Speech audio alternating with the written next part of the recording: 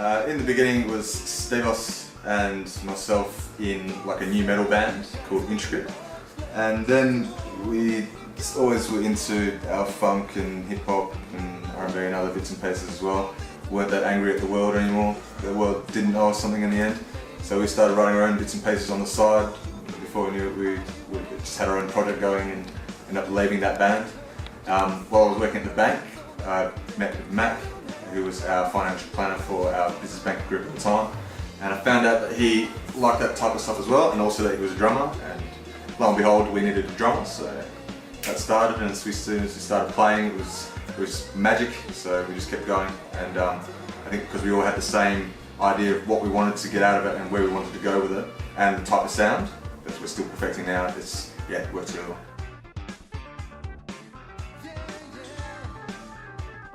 I think, especially with funk, it's so accessible to like every single person.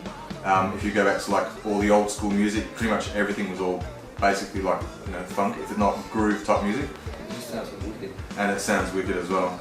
That type of music as well is something that's probably on the lighter side of things and a bit more happier. We're not really downer, and we don't want to write music that's really sad. We want our music to make people feel good.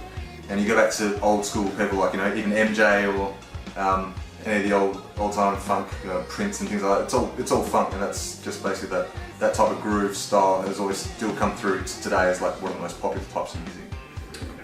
Funk does travel across a lot of genres. Like you look at Red Hot Chili Peppers, and a lot of their early stuff is, you know, funk rock, and like Lenny Kravitz's got a lot of funk in it as well, and yeah, Michael Jackson's got a lot of funk.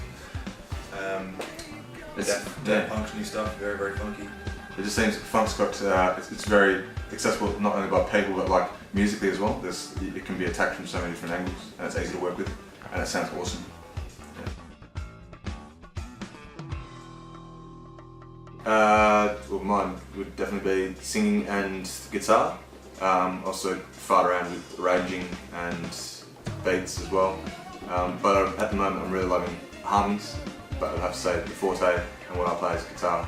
Mine's definitely drums, so just rhythm and timing, and secondly, you know, producing music as well, so working with all the software and putting the ideas into a Pro Tools rig and making it actually work, and also I think I spend a lot of time on structure of songs as well, so just thinking about how songs should actually flow. My expertise is in bass, but the only reason I got into playing bass was way back before I even met these guys. I used to produce for a few hip hop crews like way back, and I used to rip samples from a massive collection of really old records and stuff like that, and just make all these beats and stuff. But the only one thing I couldn't find sample-wise was like individual bass sounds. They'd always, old records that start with the guitar or the drums or something, and the bass would be in the mix as a rhythm, so you couldn't get bass stuff on its own.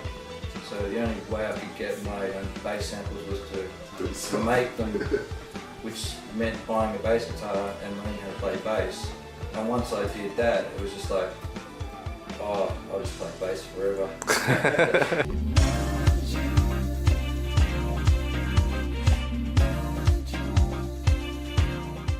A pretty big show that's going to have a lot of new music that people probably won't expect and probably knock people's heads off.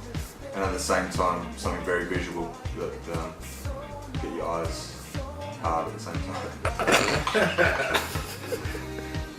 We want your ears and your eyes to be hard by the end of it.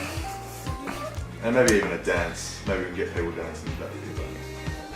I think we just want to show Perth music scene that you can do more than just rock and roll or just acoustic. You can actually put a really big sound out there. That's a good show. Yeah, that's what we're going to try and. We've got 90% of the sound that we want to get out there. And, we're going to try and put some visual stuff and a bit of production stuff on stage as well. So that's hopefully we can get that stuff done by July 6th. Because at the end of the day, we want to be that next big pop funk ensemble that comes out of Australia. There seems to be like a niche market, or not a niche, but like nothing's filling that here. And if it's done well and done right, I think it'd be like Pharrell Daft Punk version in Australia, but like, you know, that next level of like the liveness plus electronic there as well. If that's done right, then yeah, that's the world's your oyster.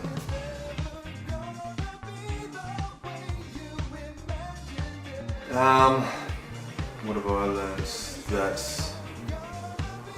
sometimes you have to, if you've got an idea in your head, you need to follow through on it, but you can't be averse to taking criticism from people as well, because that actually makes you better and develops the songs a bit better as well.